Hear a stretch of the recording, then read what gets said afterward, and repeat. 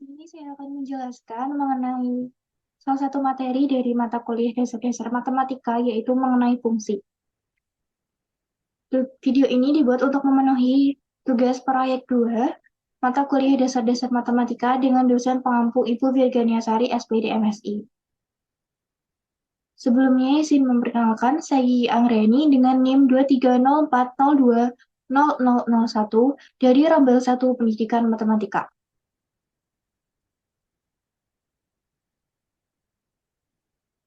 Mengenai fungsi sendiri, ada 6 subbab yang akan saya bahas, yang meliputi pengertian fungsi, cara menyatakan fungsi, banyaknya fungsi, jangkauan dari fungsi, jenis fungsi, serta inverse suatu fungsi dan fungsi inverse. Yang pertama, mengenai pengertian fungsi. Fungsi adalah suatu relasi dari himpunan A ke himpunan B, di mana setiap anggota himpunan A dikawankan atau dipasangkan dengan tepat satu anggota himpunan B.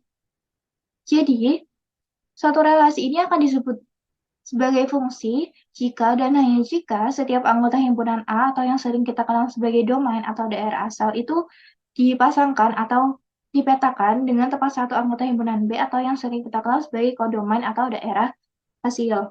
Nah, untuk lebih mudah memahaminya, perhatikan contoh fungsi dan bukan fungsi berikut ini. Untuk diagram panah pertama, ini merupakan relasi fungsi, dikarenakan setiap anggota himpunan A, yaitu A, B, C, dan D dipetakan dengan tepat satu anggota himpunan B. Kemudian untuk diagram panah kedua, yaitu 1, 2, 3, dan 4, ini juga merupakan relasi fungsi, dikarenakan setiap anggota himpunan A, yaitu 1, 2, 3, dan 4, dipetakan dengan tepat satu anggota himpunan B, yaitu 5.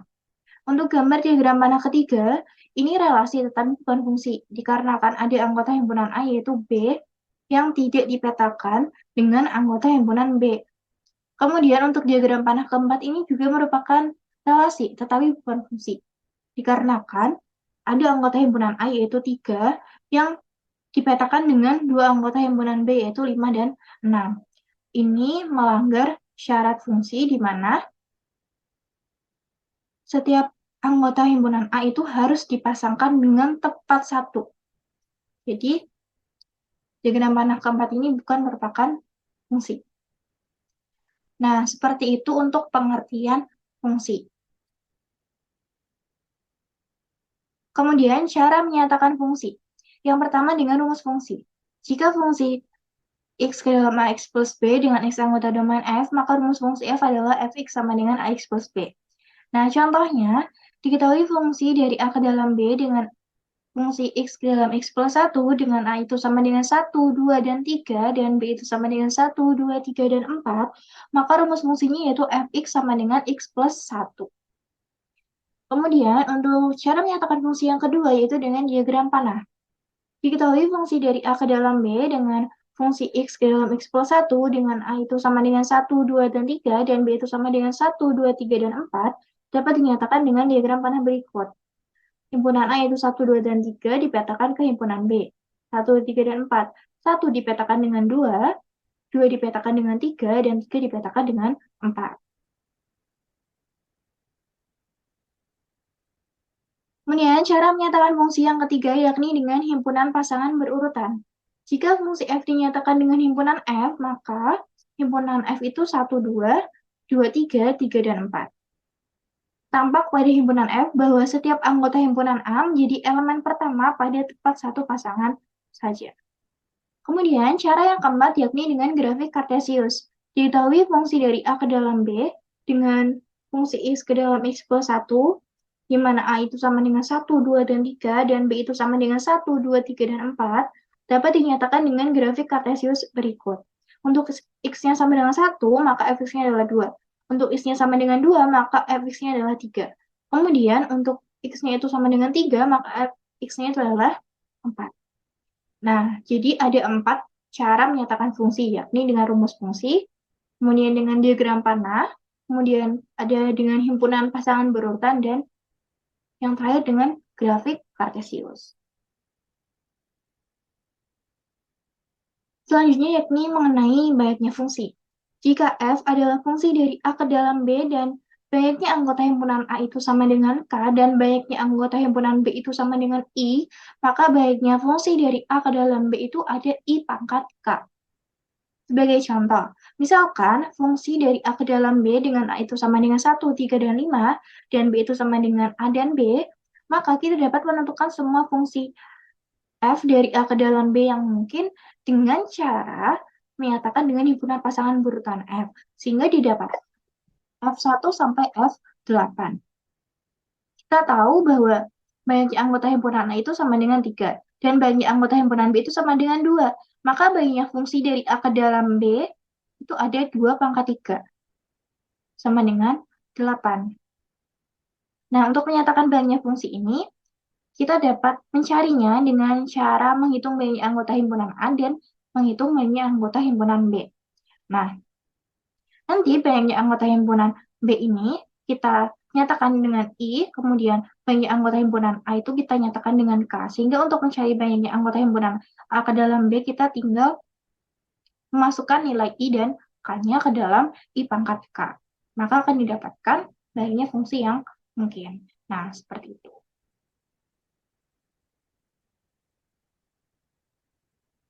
Kemudian, selanjutnya mengenai jangkauan fungsi. Misalkan A itu sama dengan 1, 2, dan 3. Kemudian B itu sama dengan 1, 2, 3, dan 4. Fungsi A ke dalam B yang didefinisikan oleh diagram panah pada gambar di samping tampak bahwa 2 itu bayangan dari 1, dan 3 itu bayangan dari 2, dan 4 itu bayangan dari 3. Himpunan semua bayangan dari A adalah 2, 3, dan 4. Himpunan tersebut disebut jangkauan atau range atau daerah hasil dari fungsi F dan ditulis FA.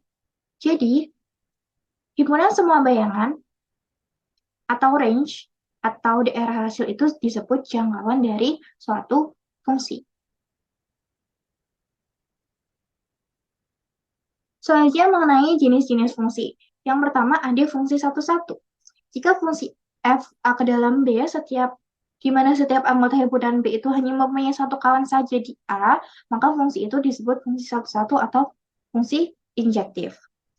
Nah, untuk lebih mudah memahaminya, perhatikan contoh injektif dan bukan injektif berikut ini.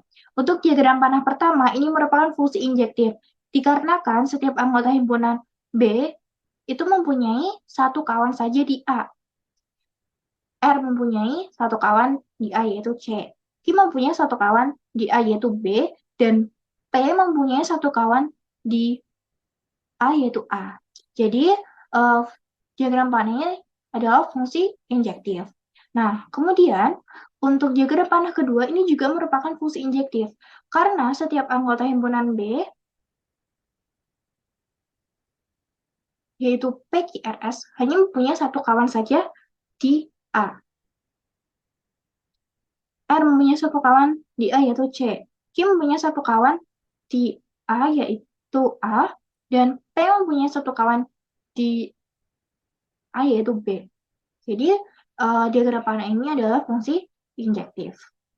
Nah, untuk diagram panah yang ketiga, ini bukan merupakan fungsi injektif, dikarenakan ada anggota himpunan B, yaitu P, yang mempunyai dua kawan di A, yaitu A dan B. Nah, ini melanggar syarat fungsi injektif, di mana seharusnya anggota himpunan B itu hanya mempunyai satu kawan saja di A. Maka diagram panah ini bukan merupakan fungsi injektif. Kemudian, yang kedua ada fungsi kepada.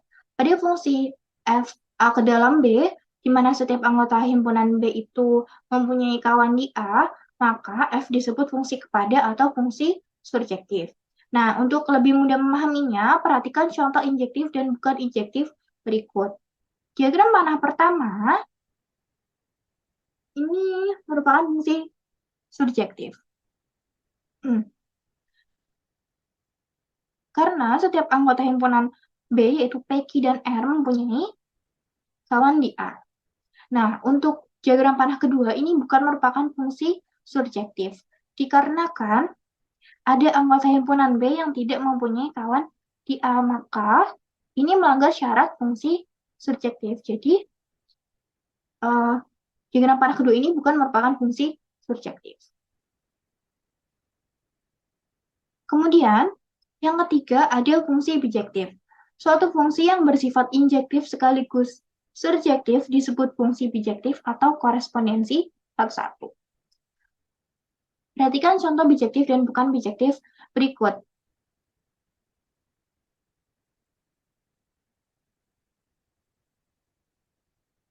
Nah, untuk diagram panah pertama, ini merupakan fungsi bijektif karena merupakan fungsi satu dan fungsi kepada. Nah, untuk diagram panah kedua, ini bukan fungsi bijektif dikarenakan diagram panah ini hanya fungsi kepada. Nah, untuk diagram panah ketiga, ini juga bukan merupakan fungsi bijektif dikarenakan diagram panah ini hanya fungsi satu-satu. Jadi bukan fungsi bijektif. Jadi perlu diingat bahwa fungsi bijektif itu syaratnya fungsi itu harus injektif dan juga surjektif. Kalau salah satu maka fungsi itu bukan, kalau hanya injektif atau hanya surjektif saja maka fungsi itu bukan fungsi bijektif. Nah, kemudian ada fungsi satuan. Suatu fungsi fx disebut fungsi satuan atau fungsi identitas apabila setiap anggota domain fungsi berlaku fx sama dengan x, atau setiap anggota domain fungsi dipetakan pada dirinya sendiri. Nah, perhatikan contoh fungsi satuan berikut. Diketahui fungsi R ke dalam R, dengan R itu adalah himpunan bilangan real dan fx itu sama dengan x, maka kita dapat menentukan apakah fungsi f tersebut fungsi satuan, dan kemudian kita dapat menggambarkan grafik fungsi f-nya. Nah, untuk membuktikan apakah f adalah fungsi satuan, perhatikan tabel berikut ini. Untuk x-nya sama dengan 2, maka fx-nya adalah negatif 2. Untuk x-nya negatif 1, maka f-nya adalah negatif 1. Dan untuk x-nya 0, maka fx-nya 0. Dan untuk x-nya 1, maka fx-nya adalah 1. Kemudian untuk x-nya 2, maka fx-nya itu 2.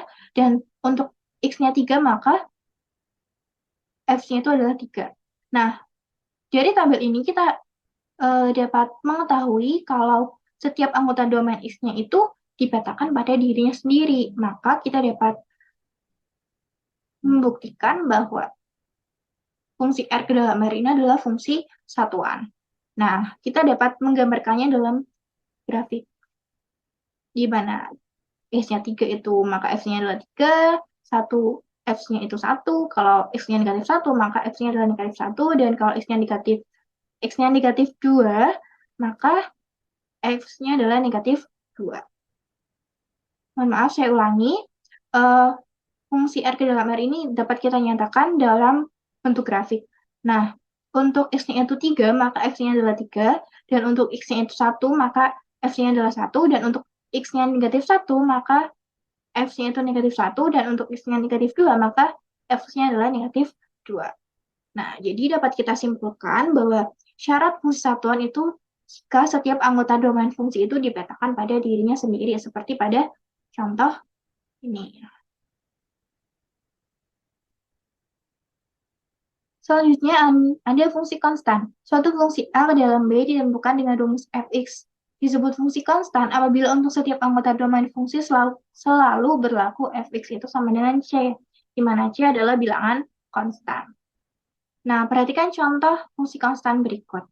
Diketahui fungsi R ke dalam R dengan rumus fx sama dengan 3 dengan daerah domain itu adalah negatif 3 kurang dari sama dengan x kurang dari 2. Nah, kita dapat menentukan apakah fungsi R di dalam R ini adalah fungsi konstan, dan kemudian kita dapat menggambarkan grafiknya.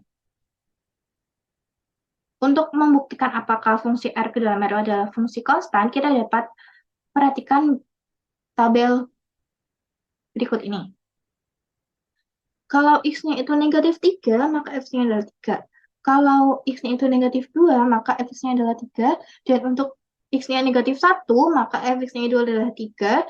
Dan untuk X-nya itu 0, maka Fx-nya itu adalah 3. Dan untuk X-nya 1, maka F-nya adalah 3. Nah, dari tabel ini kita dapat tahu bahwa F-nya itu bernilai sama, yaitu 3. Nah, atau F-nya ini tetap. Jadi, kita dapat menyimpulkan bahwa fungsi R ke dalam R ini adalah fungsi konstan. Kemudian kita dapat menggambarkan grafiknya seperti ini. Nah, subbab yang terakhir yaitu mengenai inverse suatu fungsi dan inverse fungsi. Fungsi inverse atau fungsi kebalikan merupakan suatu fungsi yang berkebalikan dari fungsi asalnya. Suatu fungsi f memiliki fungsi inverse atau kebalikan jika f merupakan fungsi satu-satu dan fungsi pada atau bijektif. Nah, perlu diingat, syarat dari fungsi inverse itu jika fungsinya itu adalah fungsi bijektif, yaitu fungsi satu-satu dan fungsi kepada. Perhatikan contoh inverse fungsi berikut. Fungsi A ke dalam B merupakan fungsi satu-satu dan fungsi kepada. Dan inverse-nya, F inverse B ke dalam A itu juga merupakan fungsi lagi, maka fungsi tersebut disebut fungsi inverse. Nah, perhatikan contoh bukan inverse fungsi berikut. Fungsi A ke dalam B, fungsi kepada inverse-nya, G inverse B ke dalam A bukan fungsi sebab 3 anggota B mempunyai 2 kawan di A, yaitu B dan C. Maka inverse fungsi ini bukan fungsi. Nah, jadi seperti itu untuk materi fungsi. Sekian yang dapat saya sampaikan, kurang lebihnya saya mohon maaf. Wassalamualaikum warahmatullahi wabarakatuh.